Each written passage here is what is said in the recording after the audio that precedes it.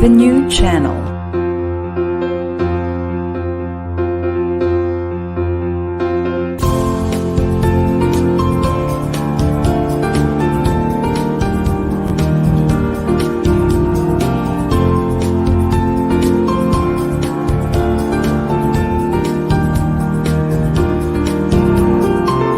The new channel.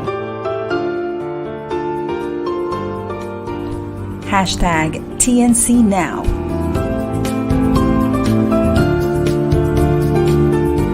The views, opinions, and insights expressed in the following shows are those of the host, producers, guests, and viewers. They do not necessarily reflect the position of the channel. Viewer discretion is advised. Hello, and welcome to the new channel. Our passion transforms a community channel that sees all things new. I am Mac J, your Kuya Maco, ang jolly bro ng mga volunteer. Hashtag Makwentong Volunteer Streaming from Mandaluyong City.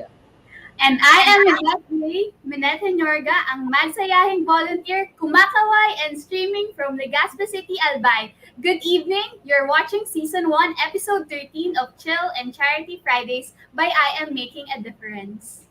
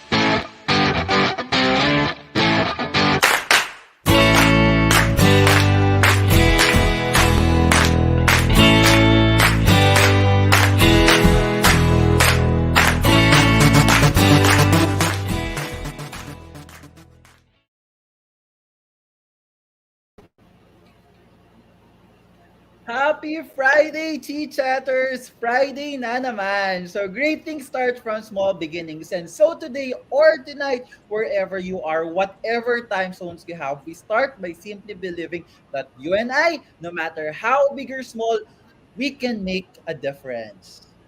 Charity begins at home and extends to the communities beyond our walls. Cheers and welcome to the 13th episode of Chill and Charity Fridays by I Am Making a Difference, or simply Chicha Fridays by I Am Mad on TNC, where we talk about love, living, learning, and of course, the magic of volunteerism. At Chicha Fridays, we believe in the power of the simplest smiles that can lighten the mood and the smallest acts of kindness that can brighten the world. So let's do good, feel good, and talk good. For those who have just tuned in, join us every Friday at 6:30 p.m. Philippine Standard Time as we make the start of your every weekend lighter and lovelier with conversations that go far beyond politics and chismes. So, you're watching Chicha Fridays by I Am Mad para sa masayang bayanihan, chill na talakayan, charity at kulitan, Chi-Chatters, Minet J. Mad ka na ba? Mad na! Ay, sabay tayo nun ha. At syempre, meron tayong konting Christmas countdown, di ba, Direk? So, it's actually 29 days for Christmas! Yay! Grabe, it's 29 days na lang. It's less than a month. Oh my God, grabe ang bilis. Tapos 2022 na. 'Di ba, Minet? Sobrang bilis ng panahon ngayon. Matatapos na natin yung taon. Grabe.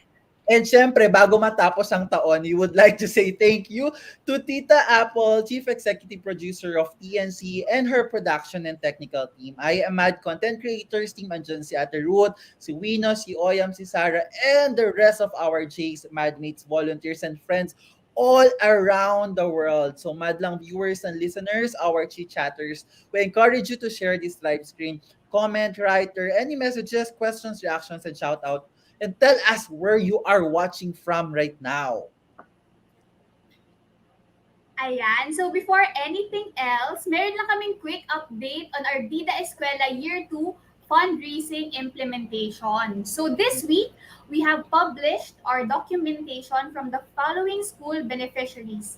San Agustin Integrated School in Isla Verde, Batangas, where we were able to support the school to purchase 700 pieces of intermediate pad papers for the benefit of the school learners. We also have Barorawon Elementary School in Kalilangan, Bukidnon, where we were able to give 50 sets of school supplies, hygiene kits with biscuits plus 5 reams of bond paper.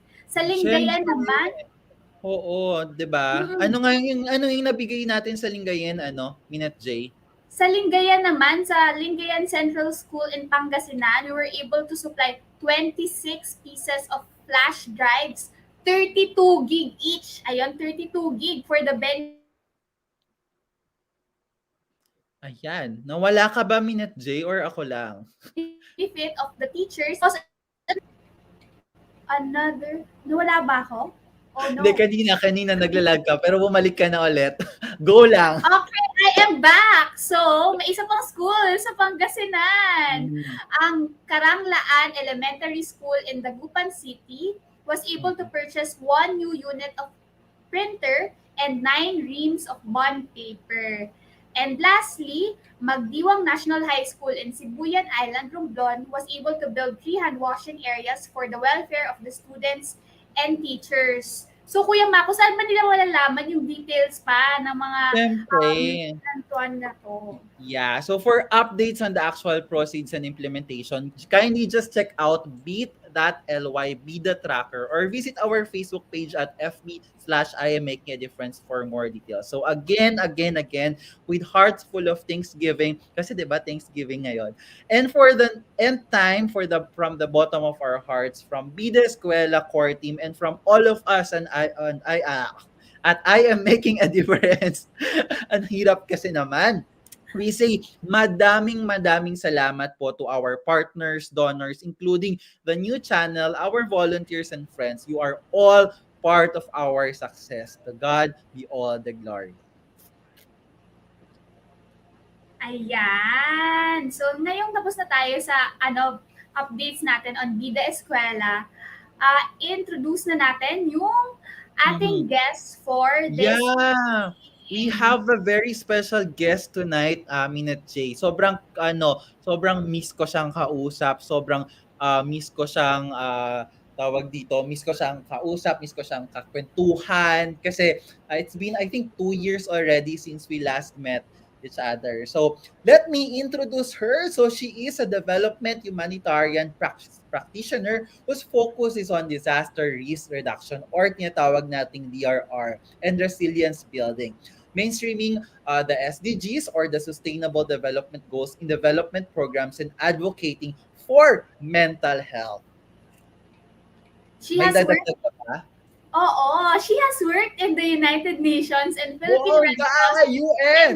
various capacities. Tapos noong 2015 and 2019 pa, she was appointed by the Japan Cabinet Ministry to be the discussion facilitator in DRR and environment and sustainability for the SHIP for Southeast Asian Youth Yes. Program. Or Yap, dyan kami nagkakakilala, Minute. At ito yung mabigat. She earned her AB degree in psychology from the University of St. La Salle in Bacolod and completed a Master of Disaster Resilience and Sustainable Development sa University of Newcastle, Australia lang naman, through the Australia Award Scholarship. O, di ba, bongga yung guest natin?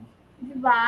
And currently, she's working on coordination assistance to the UN Resident Coordinator's Office Philippines via UN Volunteers Deployment, and she's also a development or humanitarian practitioner and a mental health advocate. Everyone, Chick Chatters, please welcome Ate Malou Eudela. Tama ba? Yay! Welcome to the Ate show! Malou! Ate Malou, are you there? Ayan, medyo nahihirapan ata si Ate Malou kasi she's streaming live from Bacolod City, so sa Negros Negros, basta Negros. Negros O. Hindi niyo Negros O. Kasi mahina ako sa geography. Ayan. So, welcome to the show, Ate Malou. Hello.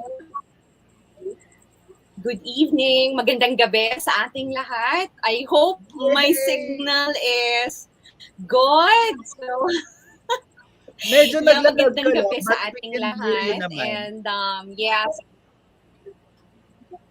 Ayan. yeah. So, medyo naglalag ka lang, Baka pero pwedeng, you're there. yeah. I can feel you. We can feel you. Ayan. Siguro ano lang, yan na lang natin. Wag lang Galawin ko yung baso. Ayan, but Yes. before we start our conversation, Ate Malou, we have a question. Okay? And the question is, mad ka na ba? Sure. Mad na! Ayan! Yung Akala ko energy hindi ko alam yung is, sagot. very Bigla high. ako, wait, let's wait, Ate. Let's wait kay Ate Malou. Ayan, so, Naglag lang. mhm.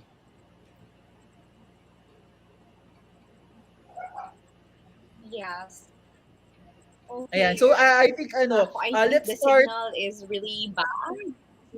Actually, medyo bad nga, Ate Malou. Like, naglalag ka, pero Okay. nakaka-catch up naman tayo. Sige, let's try this. So, we would like to start the conversation with a short GTKY. So, or getting to know you. So, just state your name, nickname, where you are from originally and current location, then what keeps you busy other than your work, and share anything favorite or interesting that you are willing to share to our audience. So, apat lang yon. So, go! Wow. Wow, so I am Maria Lourdes Eudela, and most of my friends call me Malou or Lourdes, and I am from Bago City, Negros Occidental, and what's interesting? Okay, I usually walk to the beach nearby, so that's on a daily basis actually. And then the other thing which is interesting, I love anything which is cheesy. So like cheesy talks, cheesecakes, anything cheddar, yeah.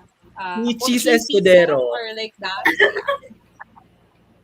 The joke lang yun. What's a different one? Pwede. Naipasok mo yun doon, Mac J, ha? So, Yeah. simulan natin ang ating cheesy talk. Baka ma-technical tayo, kaya hard. Wala naman, wala tayong hindi po ito paid advertisement. May disclaimer agad. Oo, kasi no politics side dito, di ba? Yun yung natin still, no politics and chismis. True. Okay, so simulan na natin ang ating cheesy talk ngayong gabi. So, Ate Malou, yung first question namin for you is gusto namin ikaw mas makilala. So, how are you growing up as a little girl, and how would you describe yourself or characterize yourself? So, paano ka ba naging resilient girl, and paano ka nag-transition into who you are today and into your volunteering experience? That's interesting, ha. I wanna listen. Go! Yeah. So I have like 4 siblings. I'm second from the eldest. And I think like stating the birth order is very important, And the age gap between me and our eldest, 4 years. And then sunod-sunod na kami. Like parang 1 year lang. In fact, yung next sa akin 11 months lang, no. So siguro early on, I learned to step up talaga because I still have like 3 younger siblings, and I have to be an ate to them. So and also I could not assert that ang attention sa akin kasi 'di ba ako yung matandang ate, and yung sa eldest namin, parang I became kinda the older sibling that I wanted. Yung parang ako na yung parang inano ko lang siya sa character ko na lang na parang if I don't see that to my brother, then I'll have to do it by example. Parang ganun. Parang kinulfill ko na yung mga gaps and expectations on that. So I went to a public school, and then I have like well, a lot of friends, no, and malapit kasi yung bahay namin. On Facebook I use the word hashtag farm girl, because that's how I think about me growing up, kasi may mga rice fields and we take the shortcut going to the school, and then ganun, mga typical things that one, play, yung Chinese Yeah. garter or Uh, patintero. I did that. And mhm. parang siguro lumaki akong parang boyish, kasi yung mga kapatid ko, like three of them, ang youngest namin babae. So yung tatlo na close sa akin na age gap, ko Mhm. lalaki. And then yung mga kaibigan ko, when they play basketball, they also play basketball and all that. So yung sa volunteer work siguro is that there's not much to do. I mean, unlike now na meron ka Uh-huh. a lot of distractions Opportunities. at the Mhm. young age, na nakikita ko sa miss ko, or an opportunities for camping and all that. During that time, parang yung routine ko was like school, church, kasi may parish Mhm. dito na nagbo-volunteer Yeah. kami, and then Mhm. house, parang ganun lang talaga. And so there Mhm. had been a lot of opportunities to really do volunteer work, especially sa Yeah. parish level. So siguro Mhm. ganon. And I Yeah. remembered nung mga panahon na yun, ang mama ko, she was working in in City Hall of Bago City. Okay. So, Uh-huh. yung mga anak ng mga employees, nagkakaroon din ng summer camp, and then mga other activities where we're asked to be involved. Ang Yun. cute. Yeah, actually bigla ko ring naalala yung mga childhood memories ko. Yung mga kasi si mommy teacher so parang bida-bida rin sa school. So kapag may mga activities, nandun rin talaga ako kasama-kasama. But you mentioned about volunteerism, Ate Malu, kanina. So I think let's talk about your advocacy and your expertise on resiliency. So I think the first question is, what is like resilience, or how do you define in layman's terms? So why do we need it, and how do you explain resiliency sa isang bata? Parang ganun.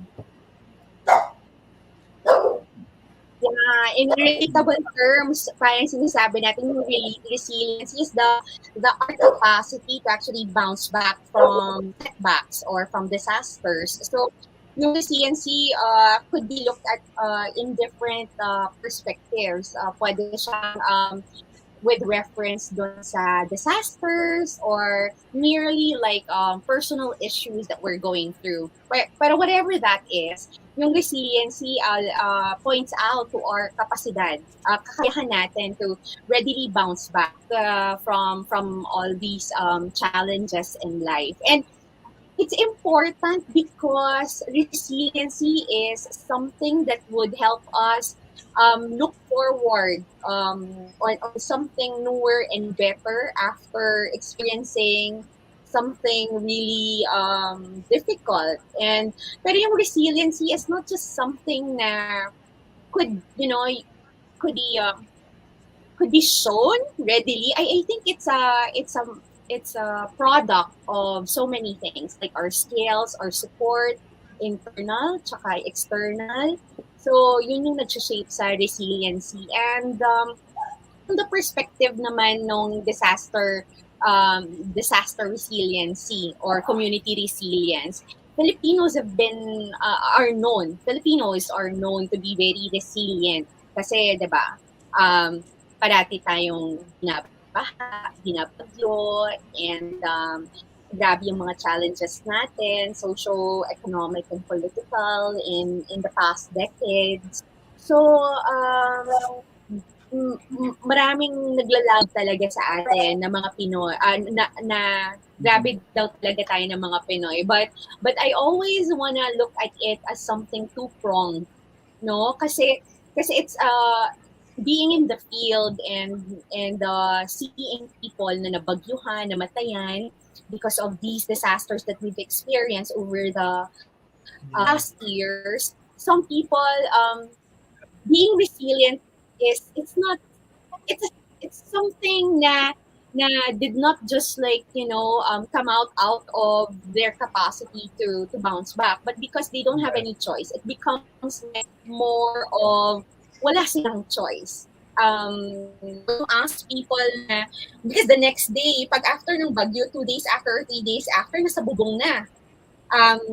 They fix their roof, Yeah. and then naglilinis na and all that. So, parang may certain level na nasanay na pag and we mistake it sort of like resilience when it's not really resilience in the real sense of the word, because kung resilient tayo, we look into our systems, we look into our like the measures that we set in place, the skills and the capacities that we have built and Mhm. learned over the years. That sana, yun yung sana pinanggagalingan. It's not like because wala tayong choice, but Yeah.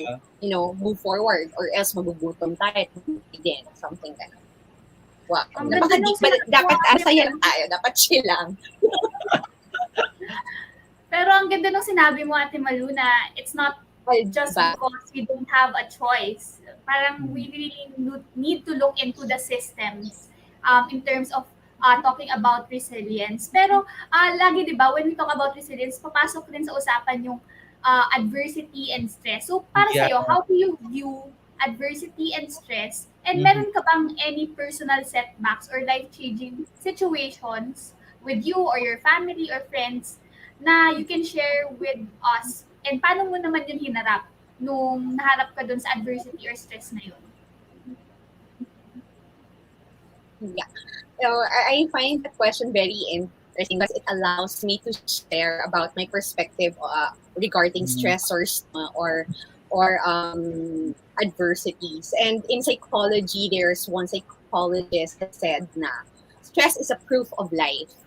So, Mhm. kabahan ka kung wala kang stress kasi baka patay ka na. So, Mhm. again, when you look at it from that kind of perspective, you'd realize na all of us in varying extents are feeling certain level of stress. So Mhm. yon. And madami. I mean, growing up, I even thought that I won't be able to graduate in college because nagkaroon ng problema yung family namin. And during that time, nag-boom pa lang yung call center. So, I was thinking of traveling to Cebu, not finishing my degree so that I'd be able to help my family. But eventually, we found a way na I entered the uni with double major, so liberal arts and commerce. Then I have to give up one major para 4 years na lang instead of 5 years. So, yun, siguro ako that to me is also difficult question to answer. Yung mga anything na most or best or, yung mga extreme like questions, I think it's very difficult to answer because on a daily basis, I feel that there's something na kinakaharap ko na would merit my attention and also give me stress. But Mhm. siguro what worked for me, pag may mga difficult situations, I always like nangyari sa hapon or this day, parang something that I did. Kunyari mga exams, I just imagine it na tapos na. So, Mhm. ganun ako, yung parang iniisip ko, tapos na. So, I wake up that day, although it's a deadline, it's like a deadline, no? Isip Mhm. ko lang na, malalampasan ko to. So, yeah, I think that's it. But when I was studying in Australia, there was like 1 week or 2 weeks na I was like on my bed, hindi masyadong kumakain, hindi Mhm. lumalabas, because I didn't know what to do. Mhm. Parang homesick talaga ako na that to me was unusual kasi since young I've been traveling talaga, and that time parang I want to be home na, and so I Oh. wasn't able to submit mga assessments or requirements in our courses. So So I had to message our teacher, and then I told the professor na I won't be able to make it to the deadline because I've been Yeah. just sleeping the whole time on my bed. And then, because I don't know how to lie. I mean, wala akong way to actually Uh-huh. I mean, kasi I don't know how to lie. So I just said na lang talaga ako, wala akong I was unproductive for 1 week or so. And then the teacher returned to me with an email na, of course, how many weeks do you need? Parang ganon. And Wow. what Grabe, no? support do you need? And Uh-huh. talaga kung yung health support, Yeah. something like that. So, that to me was really amazing kasi yun yung sinasabi natin sa resiliency, that we have internal support ating sarili natin, and we have Mhm. also external support in the form of our family, friends, Mhm. Yeah. people we work with or we live with. Yeah. Mm-mm. Ang galing. Well, Ate Malu, kasi yung mga shinare mo kanina mga experiences are all pre-pandemic. And given putting that in the situation right now, we are actually at a turning point in human history, di ba? Like the COVID-19, yung social and political turmoil natin, and this Yeah. information, yung mga fake news, lahat nun have challenges us beyond measure. So for I think my question is, how important is seeking help when you did it in building your resilience? So parang paano ka importante ang pag hingi ng tulong para ma-build mo yung resilience mo bilang isang tao? I think it's very, not that I think, it's very important. Needless to say, it's essential. I remember one time I posted something on Facebook saying na, should you need something, give us a sign. Because we are not mind readers. Sometimes we feel bad because people do not check on us. But we have to realize that we are all, like Maco, what you said, we are all struggling, because this is totally a different thing. Unprecedented nga yung impacts and yung pangyayari na to ng COVID. So yung sa akin, it's very important that we tell others how we feel and how can we be helped. Kasi kung minsan, we thought na alam ng iba because we're grumpy or Yeah. nagpaparinig na tayo, hindi pa nila gets. But some people are, some people need to be told that, hey, I needed help. So yun, it's like, you're swimming in the ocean, kunyari, o dyan o kahit sa dagat na lang, no? Right? And then, Mhm. pag ocean, parang isip ko Pacific Ocean, parang hindi makikita ng coastal community. So if you're not raising your hand and tell them that you needed help, other people might be thinking that you're just enjoying swimming there. So True, I true. think it's important to and we should not also be shy in asking for help, like thinking na other people might see us as someone weak or the stigma and all. The Sabi ko nga, stigma. Yeah, I think napakalaki that's the natin na word. henerasyon. Well, Stigma. yeah, the stigma. Pero masasabi ko na medyo in a way, kahit may COVID tayo, pero this is an era or a time where the discussion about mental health is Mhm. not something out of this world. It's something which is put to the fore and talked in the mainstream. And for whatever it's worth, nakaka-boost yun ng moral ng mga tao na, coming out and being vulnerable, and drawing strength from each other's, weaknesses and journey and all that. Yeah. Oo, tama yun, Ate Malu, yung sinabi mo na it should be put out there. Hindi siya dapat something na kinakahiya. So, maybe you have final words or inspiring words or advice para sa lahat ng ating chit-chatters na gusto mong sabihin sa kanila, especially for those who are overcoming and growing from setbacks. Yeah, I don't want to simplify it by saying na, all will come to pass.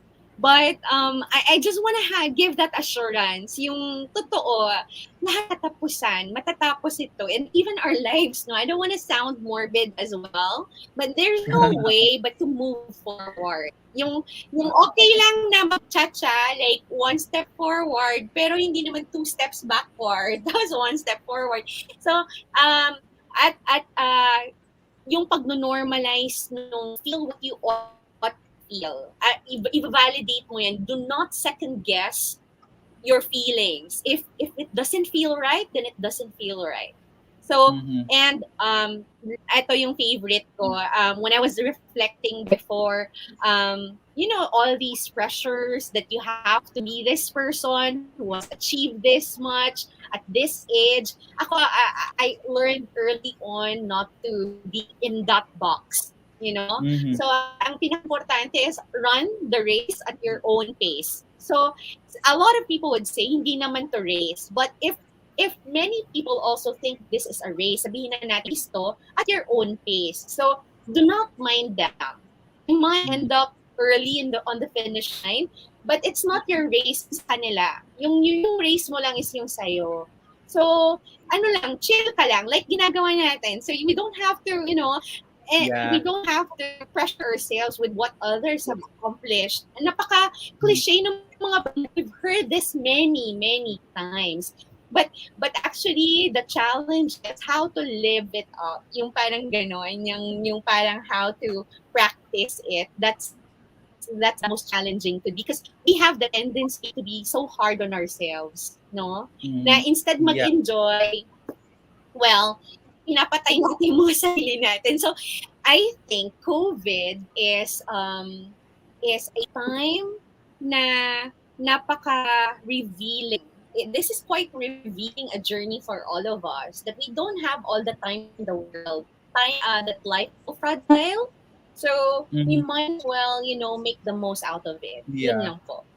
Yeah. Actually yun nga ate siguro key takeaways lang before we go to the chicha time. For me kasi we talked about resiliency, mental health, and for me it's yourself. Kung ikaw nga nakaka-shopping ka, nakaka-11-11 ka, 12-12-12, or bumibili ka ng mga gamit, for me, you also need to take care of your mental health. If you need help, and if ikaw mismo, sa sarili mo, masasabi mo na kailangan mo ng tulong, sobrang wala nang stigma masyado nangyayari sa mental health. So ask for help, ask for professional help.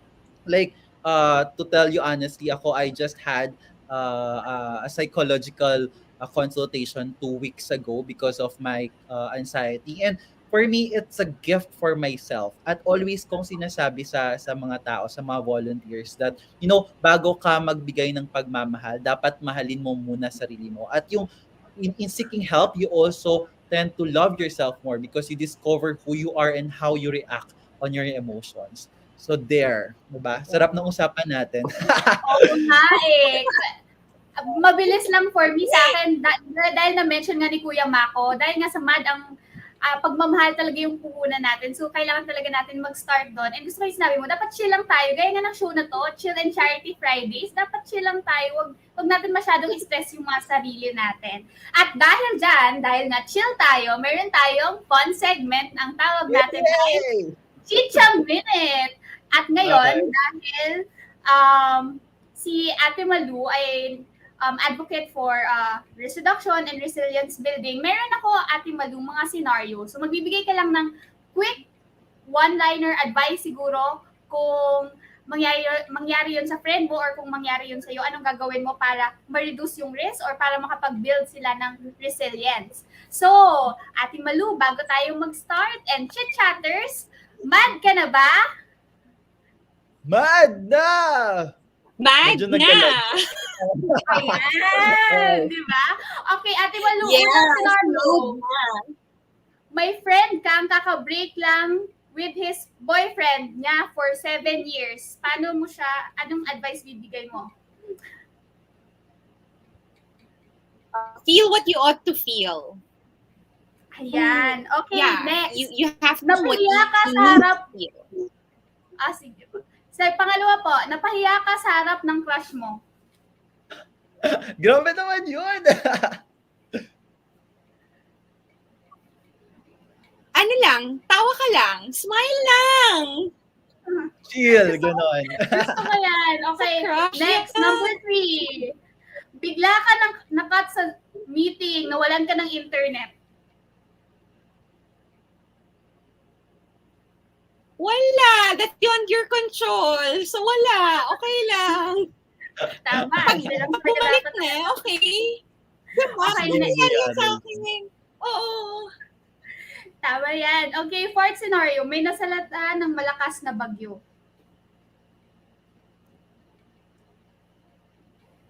Oh God. Ask them the need that they, the help that they need. Okay. May kaibigan kang nawawala na ng pag-asa. My God, ang hirap to siguro remind that friend of the many things na nampasan niya in the past. Ayan. Thank you so much, Ate Encourage to Malou, move for forward. being so game for our Chicha Minute. Sa ating mga fun and serious scenarios, thank you so much for responding with grace and chillness. Thank you, Ate Malou. Maraming salamat sa oras mo and thank you for joining us tonight. So, there you go. Thank you guys also for listening to, Chicha Fridays by I Am Mad on TNC. So, get to know more about I Am Mad and support our initiatives by following and messaging us on Facebook and email us at iamadph@gmail.com. So, I am Mac J or Kuya Maco, ang jolly bro ng mga volunteer. #Mackwento.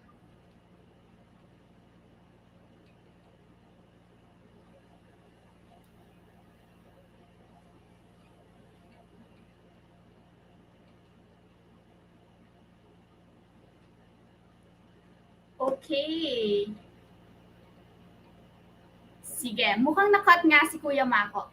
Okay, so siya nga po si Kuya Maco Rabanso, ang jolly bro ng #Makwentong volunteer streaming from Mandaluyong City. Siyempre, pinatuloy ko pa rin yung kanyang extra para naman sa kanya. So this is Chill and Charity Fridays by I Am Mad on TNC, where we talk about love, living, learning, and of course, the magic of volunteerism. Let's do good, feel good, and talk good. And remember, charity begins at home and extends to the communities beyond our walls. Join us again next Friday at 6:30 p.m. Philippine Standard Time as we make the start of your every weekend lighter and lovelier with conversations that go far beyond politics and chismes. So as we end this episode, like we always do, let's treat ourselves with this weekend's Chicha Fridays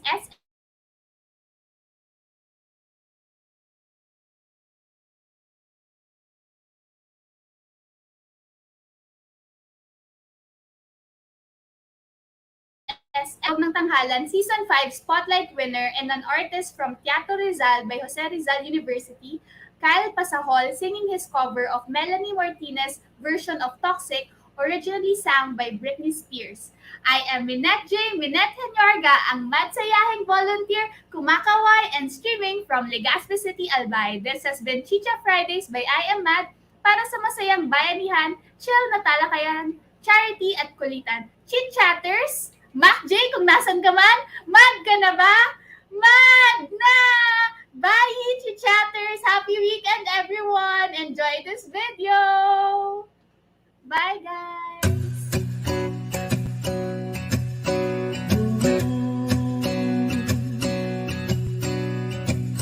Baby, can't you see I'm calling? A girl like you should wear a warning. You're dangerous, I'm falling. There's no escape, I can't wait. I need a hit, baby, give me it. You're dangerous, I'm loving it. Too high, I can't come down. Losing my head, spinning all around. Do you feel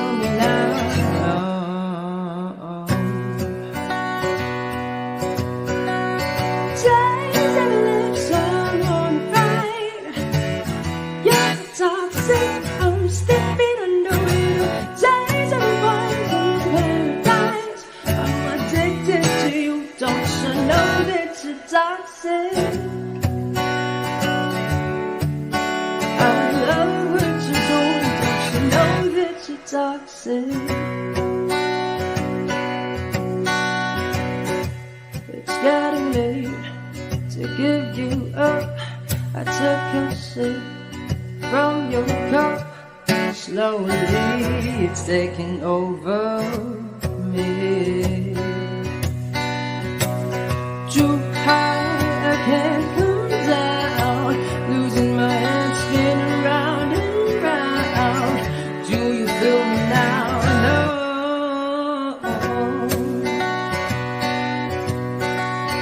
Days and nights all on the time. You're toxic. I'm stepping under it. Take all the boys in paradise. I'm addicted to you. Don't you know that you're toxic? I love what you do. Don't you know that you're toxic, baby? I'm addicted to you. Don't you know that you're toxic?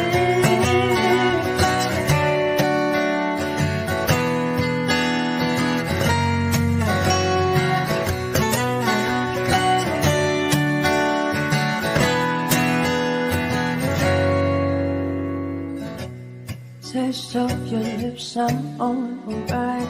You're a toxic, I'm slipping under the taste of your poison paradise. I'm addicted to you, don't you know that you're toxic?